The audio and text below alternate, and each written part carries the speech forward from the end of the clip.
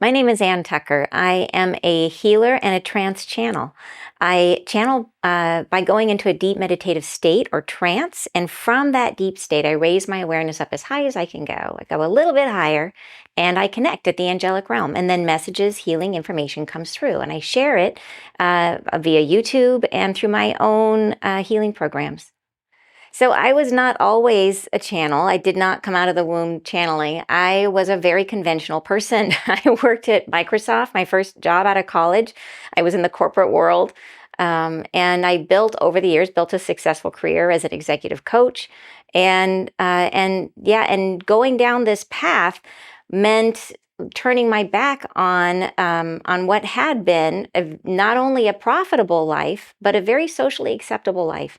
But the call to do this was so strong, there really wasn't any way I could not do it.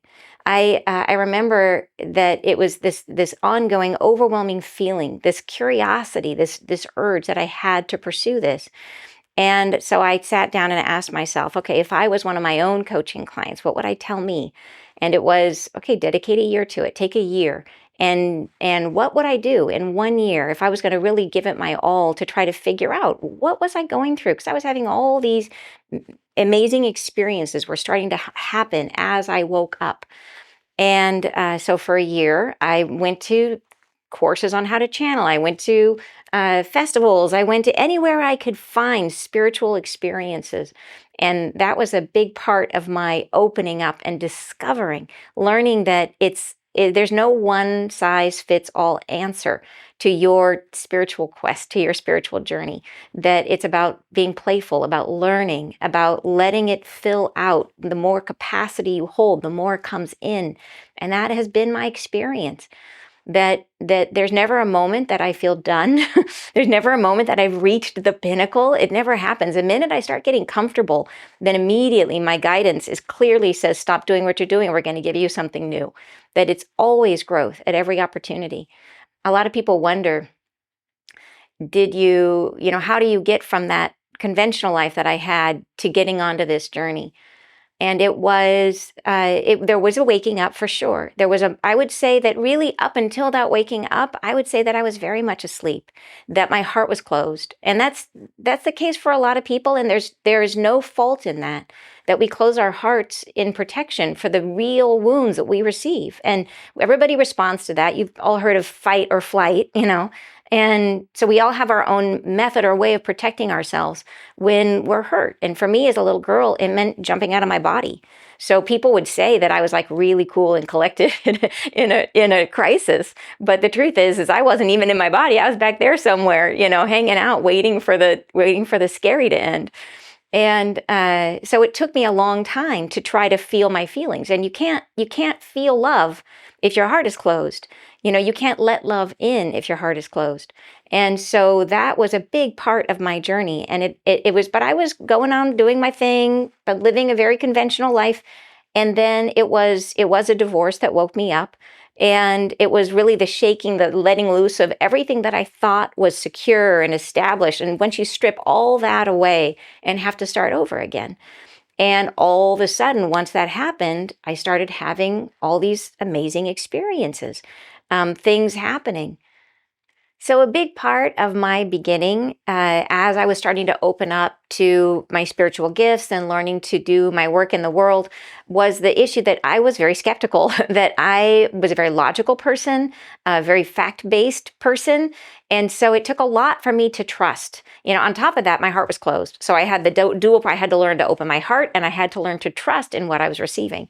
And so for me, many of the things that happened were about showing me that what I was getting was real. It was giving me proof to myself and stuff that I couldn't argue with. And in the very beginning, and some of it was experiences coming in showing me how I was meant to work in the world.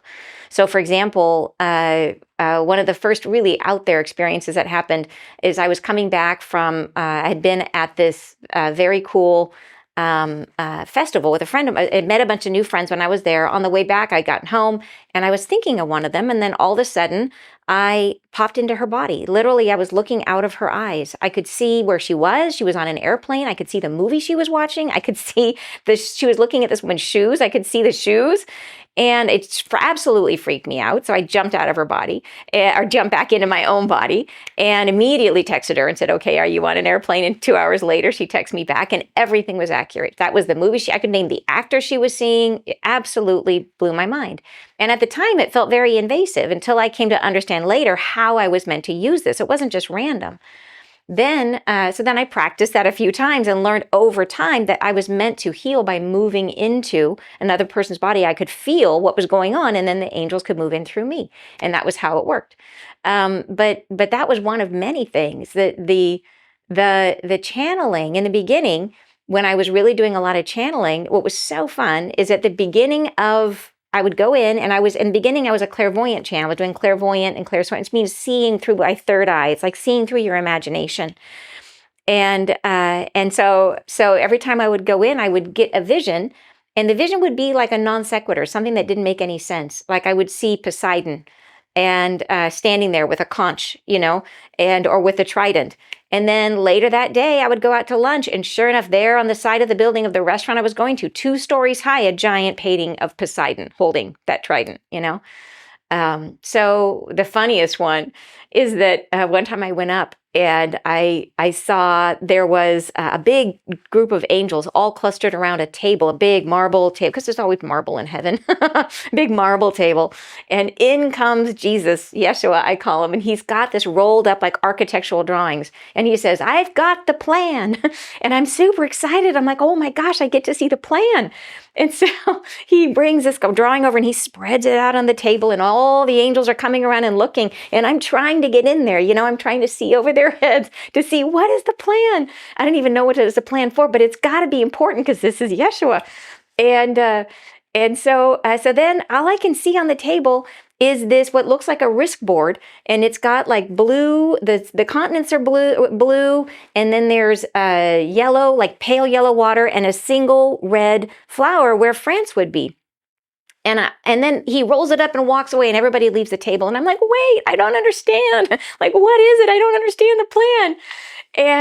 And then the vision goes on from there and does other things. So later that day, and I was in Canada with a friend when this happened, and I had been trying to, my son had asked me to buy him this one particular brand of Canadian cookies because he loves these cookies. So we'd been going to all these different grocery stores trying to find them. I kept striking out. And we're driving along, and I see on the side of the road, boom, right there, a bulletin board that is exactly the risk board that I had seen on the plan. It was the same, just like the blue and the yellow and the single red flower over France. My friend, she slams the brakes on because I had been telling her when I was channeling, I was telling her everything I was seeing. So she knew it too. She slams the brake on. We're both like, oh my gosh, there it is. And it's directly across from a grocery store, painted in huge letters on the side of the wall, home of the blah, blah, blah cookies. So it was the plan to find the cookies. So who says Yeshua doesn't have a sense of humor? But that was how it was for me. In the beginning, it was, I would see something, and then I would see it in my day. And then I would see it in my meditation, and then I would see it in my day. And it was telling me, you can trust this, you can trust us, right? And that was really the key, was learning that to let my guard down, to open up, to become trusting that this was something I could rely on. When I was really starting to develop as a channel, I went to a channeling intensive where I was channeling like all day. We'd start at like 9 a.m. and go till 9 at night, no joke, channeling.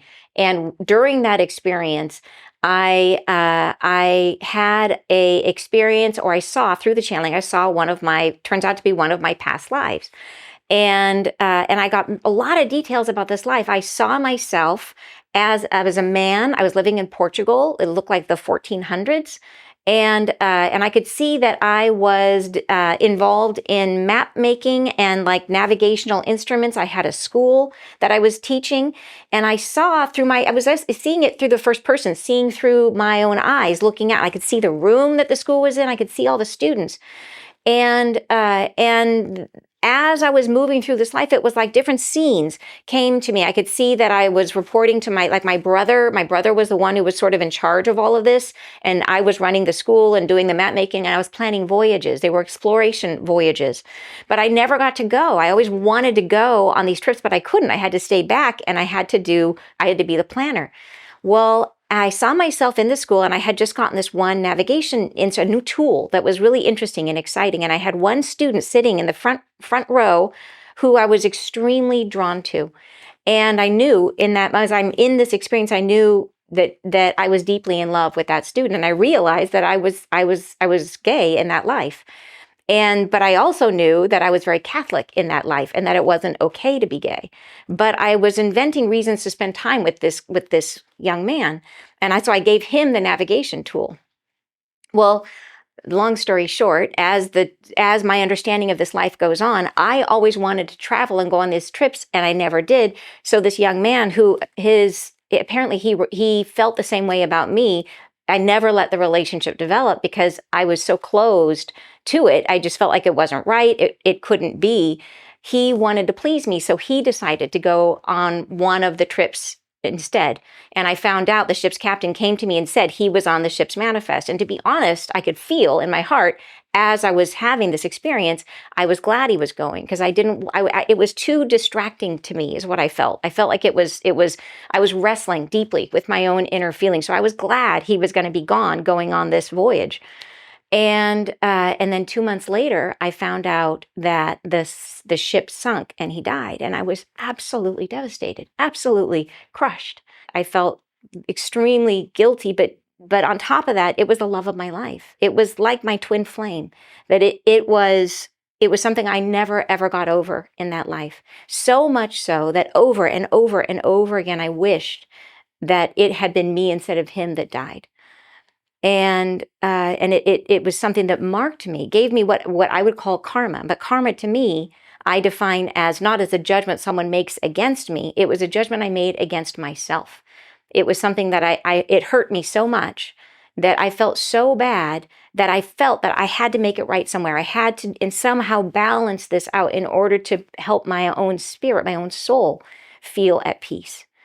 So when I came into my life, this life, I carried that karma with me. And I didn't understand how until much later.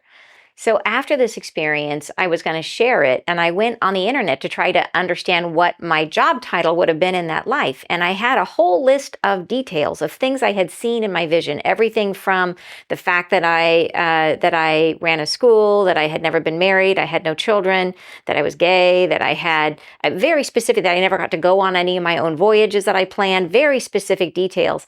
And so I was able to go in, and I actually found this person in history, and every single one of the details that I remembered from my channeling, that I remembered about this person, it was 100% match, which absolutely blew my mind open. Before that, I'm not sure I really believed in past lives, to be honest. This one, there was just no doubting it. So then later in this life, how this all came home to roost. I was having issues with a congestion, because I'm a healer. I could feel there was a big congestion in my liver. Something needed to clear. It was showing up in all my dreams, and I could see it in my own body, that there was some issue that I was working through, and my liver was very congested. So I went to a healer friend, and I'm laying on the table, and she had this crazy crystal grid that she was doing acupuncture, and she lowered this crystal grid down over me, and I'm laying on the table, and then boom, my liver opened, like the floodgates opened, and visions popped out one after another after another. I'm watching it like a movie in front of my face, and I see several experiences in this life overlaid with experiences of drowning, of exactly what my love in my previous life would have experienced. It started where I saw myself at age 12 when I had gone to the beach in this life, and a wave had knocked my feet right out from underneath me. And I was spinning and spinning and spinning and trying to get back up to the surface. And that took me to the young man who I had loved. And I was seeing him as he had fallen off the ship, and he was in the water, and he's struggling and trying to stay above the water. And then I'm taken back to this life again. And I see myself in this life at age 2 or even younger, when I was at a neighbor's pool, and I fell in, and I just sunk like a rock to the bottom, right? And I saw my love from that previous life. And I saw as he was cold and his limbs were going numb, and I saw as he was starting to sink in the ocean, and I saw how I was living that death that I had wished for myself. I was living it in pieces, right? I lived the falling off the boat. I lived the sinking to the bottom of the ocean. And then it took me to the age of 26, where I was on a rafting trip, and the raft flipped and I fell over and I landed in the sinkhole behind a rock. And the force of the water behind the rock was so strong, it pulled me straight to the bottom of the river. So strong, it literally pulled my wetsuit booties off my feet. That's how strong it was. And I was down there, I remember thinking, this is it. I'm going to die. Like, this is that moment. It was that all of time slowed down. And there was no like way I could get out of this. I was pinned to the bottom of the river. And as I'm reliving that, sitting on the table with this healer, and I'm having this memory and I'm seeing this come over me, what I found out later was that I was pregnant at the time, and I went in for a ultrasound, and I had lost the baby in that moment. The baby died. It was 8 weeks along, and it died during that experience. Well, in this moment, I understood that that baby had come to me in order to help me to clear the karma that I had wished for myself. That baby took the death that I had wished for myself. When I had said in that previous life, I wish it had been me, I carried that karma into this life. I wished for myself to die by drowning, but it didn't serve me in this life to die by drowning. So I had all the experiences. I had the experience of falling off the ship. I had the experience of being pulled to the bottom of the ocean. But when it came for the moment of death, my baby came and gave me that gift. And so it served both of us. It served my baby and it served me. And that was a gift that my baby gave to me. That my baby is a baby, but my baby is also a soul that chose this experience. And it was an incredibly selfless experience for my baby to come in and do this, for me to take this karma I had wished on myself. I had wished for myself to die in that past life. And my baby came in and took that for me by making that sacrifice for me, by coming in out of pure love, an expression of pure love, to take that for me. And to do that brings a whole new frequency to your soul. So by doing this, my baby, the soul who chose to be my baby, also benefited enormously by becoming a much brighter, lighter frequency. So it doesn't make it easy in the moment, but it helped me to understand and to feel it as a real blessing. My baby that passed isn't gone from me, that he will be with me for the rest of this life, but I also know that this is not his only life, that we come back again and again, that he's part of my soul family, that we will have multiple incarnations together. And that's part of the beautiful process, is that we think of life as being a one-time shot. We think of it as the only thing, and we put so much emphasis on this one experience, when this is one of thousands, one of many, many, many experiences. And we get to see ourselves in so many different contexts and so from so many different perspectives, that it takes away the sting of losing a loved one, because you know this isn't your only chance to be together. A soul family is a group of other souls that you travel with for some time. So each time you incarnate, you might choose to come in, but you might choose to take on different roles if it is of service to each person in that group. Each time, each soul chooses for themselves. But you might say, okay, last time I was the mom, and this time I want to be the child, and you get to switch things around. So that the goal is to understand yourself as deeply as you can, to try it from every different perspective, and to see how would my soul express if I was the mom this time? What would it feel like to be in that role if you were the child and we traded roles, and this time I'm going to be the one who's dominating and controlling, and you're going to be the one, or last time I'll be the one who's that, and everybody swaps. And it makes so that you have a greater depth of experience of yourself, that you see yourself through every possible lens. Because that is really the question we're trying to answer, is who am I? And we're trying to answer that for ourselves as a soul. And then combined, we're trying to answer that for source. For all of us in the unity is for each one of us being an aspect of the divine. We try to get to that depth of knowledge and then build that knowledge among all of us. And those soul groups are really built from love. Everything that we experience, like in terms of our divinity, it is love. Like we are love, is what we are. But once we incarnate, we get to feel the whole range of emotions. And the soul group that you incarnate with, well, in one lifetime, that person who was in your soul group may be your absolute closest, most cherished, dearest family member. And then in the next incarnation, they may be the like most horrible thorn in your side. They could be the incredibly grumpy, nasty neighbor that you're in lawsuits with.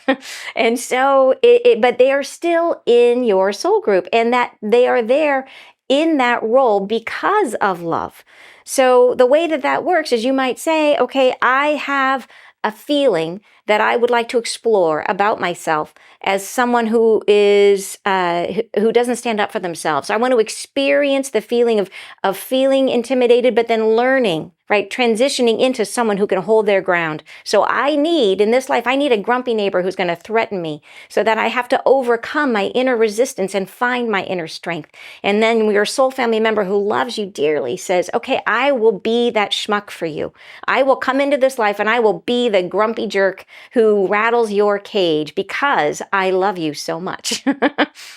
So the veil is actually one of the best things about coming to Earth, because imagine that every book you read, if you read the last page first, if you always knew the answer before you even began, and it would take away all the mystery and all the fun. Would you really want to finish that book? Would you really try hard if you knew what was going to happen?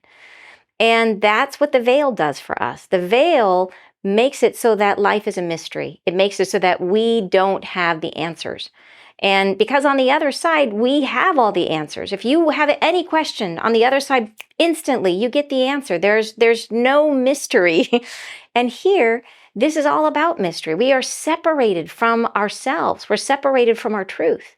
And so this entire process is like the most amazing puzzle that we have to work out. And if we were given all those answers in advance, it wouldn't be nearly as challenging, that's for sure. The interesting thing to me is there are times where we're shown glimmers. There's times where we're given little bits of information, right? We are given little shades of what's to come, little hints of our future. And I see those as almost like they're laying little breadcrumbs to encourage us, to excite us, to keep us going. Because the point of being here is to engage in life, right? To get excited about our lives, to be fully all in. And I think that happens through a combination of knowing and not knowing. That the veil prevents us from having all the answers, but then through the process of living, through the process of learning, we start to get more and more answers. We start to feel like we have more autonomy, more control over our lives. But at the end of the day, the mystery is always there. So when we are born, we come into the human body. We are coming from our spirit state where we have access to all knowledge. Literally, you think of anything and you know it, right? If you want to go somewhere, you're instantly there. Everything is available to you. But when you come into this density, when you come into the physical body, it's like all of that is squeezed out of you as you are pushed into the physical body. And it's like a veil is dropped down between you and the other side. And you can't see what's on the other side. Most people can't see what's on the other side. What was amazing to me is I am live most of my life behind the veil, just like everybody else. But there was an experience I had where the angels that I channel once parted the veil just a little bit and allowed me to feel something. And what was so amazing about this to me is that it taught me a lot about what the veil is. So when this happened, I was in deep, deep meditation. And I all of a sudden, as I'm in this deep meditation, I see the room becomes almost like gel, like the air turns into gel. And literally like the kind of gel you'd stick in your hair. I see that all the air is gel. And then I see my angels show me, because I see things like images, I'm a clairvoyant channel. One of the ways I channel, I see things like almost like cartoony images. They show me a veil and they show the veil just pulling back like a curtain, almost like there's a stage, and 3 angels poke their heads around. And what's amazing about it is I remembered nothing about who the angels were. I don't remember their names. I didn't remember how I knew them. I didn't have any stories pop into my head about like, oh yeah, like you and I, we used to hang out and have pizza together. Like none of that. all I remembered was that I loved them. All I remembered was that I knew, it was like it just came to me like, I know you. Like, know, like it's like the bestest, dearest, most cherished friend you've ever had. It just filled me. It filled me up. Like it was irrepressible. And I felt all that without having any story to go with it. There was no understanding of why do I feel this way? I loved those angels and they loved me. And they came through and they wrapped their arms around me. And it was the most deep, beautiful, loving experience. But the fascinating thing is that the veil can be controlled. They decide for our highest and best good. Your guides, our angels, in order to help keep us immersed in the life that we're living, to have the experience we chose for ourselves, the veil is designed to hide from us anything we're not meant to know. But in those moments, if you were to have one of those moments, like in this one, they chose to let through just one thing.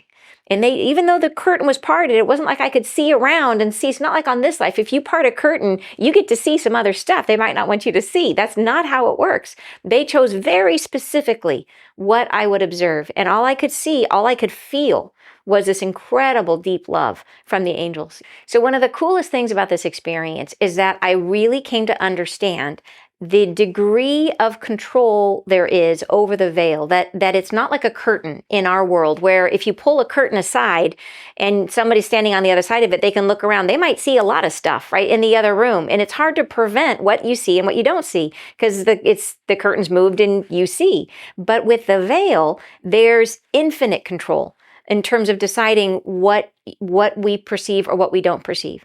And the ability to in terms of if we are shown something from the other side, we need to always keep in mind what is for our highest and best. We have a plan for this life, and every experience we have is going to be designed by ourselves in cooperation with our guides and our angels to make sure that we are meeting the objectives we set for this life for ourselves. So if we're given a glimpse, like for me, I was able to feel the love from my angelic friends, but I wasn't able to know any of the story because that might have gotten in the way of the purpose that I set for myself in this life. And they were able to give me that little piece of information and prevent me from seeing the rest down to the very, very specifics, what I would remember, what I wouldn't.